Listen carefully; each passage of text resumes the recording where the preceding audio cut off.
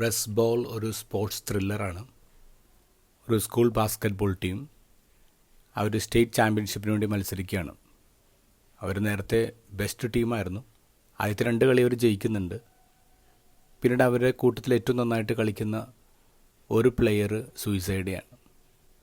അതിനുശേഷം ഇവരുടെ ഇടയിൽ പ്രശ്നങ്ങളുണ്ടാകുന്നു, യൂണിറ്റി പോകുന്നു. പിന്നെ 9 കളി തുടർച്ചയായിട്ട് ഇവർ തോറ്റുപോയി. അപ്പോൾ ഇവരുടെ കോച്ച് ഹെദർ ഹോപ്സ് അവരുടെ ജോലി നഷ്ടപ്പെടുന്ന അവസ്ഥയിലായി. ഇവരെങ്ങനെയെങ്കിലും ഒരുമിച്ച് കൂട്ടണമെന്നുണ്ട്.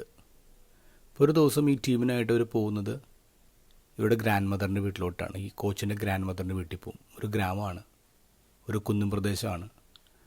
അവിടെ ചെല്ലുമ്പോൾ ഗ്രാൻഡ് മദർ പറയും, മക്കളെ ഒരു ഹെൽപ്പ് വേണം. ഒരു കാറ്റ് വന്നിട്ട് ആടുകളുടെ കൂടിൻ്റെ വാതിൽ പറന്നുപോയി. ആടുകളെല്ലാം മലയിലേക്ക് ഓടിപ്പോയി. നിങ്ങളൊന്നും അവരെ തിരിച്ചു കൊണ്ടുവരണം. അത് വളരെ എളുപ്പമുള്ള കാര്യം എന്ന് ഓർത്തിട്ടാണ് കുട്ടികൾ പോകുന്നത്, ഈ ടീമായിട്ട് പോകുന്നത്.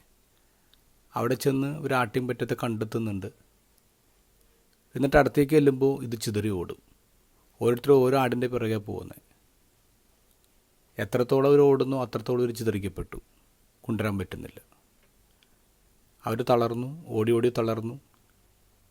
പിന്നെ അവർ ആലോചിക്കണം എന്ത് ചെയ്യണം. അപ്പോൾ അവരുടെ ടീം ക്യാപ്റ്റൻ ജിമ്മി പറയും, എനിക്കൊരു ഐഡിയ ഉണ്ട്. നമുക്ക് ഒരു കൂട് പോലെ ആവാം, ഒരു ഹ്യൂമൻ കോറൽ. മുൻവശത്ത് മാത്രം നമുക്ക് തുറന്നു നീക്കാം. പതുക്കെ പതുക്കെ നടന്ന് നമുക്ക് ഇവരെ കൂട്ടിലേക്ക് കൊണ്ടുവരാം.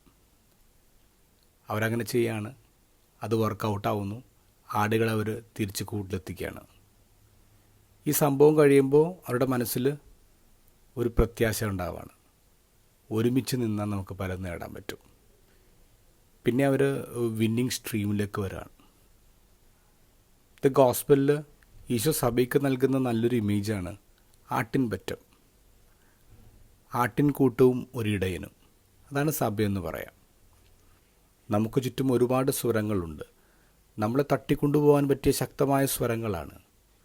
മറ്റുള്ളവരുടെ സ്വരം നമ്മളെ തട്ടിക്കൊണ്ടുപോകാതിരിക്കാൻ നമുക്ക് ചെയ്യാൻ പറ്റുന്നൊരു കാര്യം, സ്റ്റിക്ക് ടുഗെദർ, ഒരുമിച്ച് നിൽക്കുമ്പോൾ നമ്മൾ വിന്നിങ് സ്ട്രീമിലേക്ക് തിരിച്ചു വരാണ്.